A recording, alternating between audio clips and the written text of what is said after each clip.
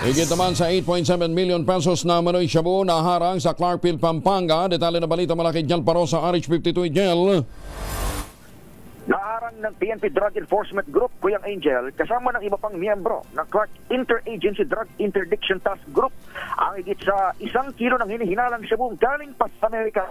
Report Lipided Acting Director Police Colonel Rolando Cuya Jr.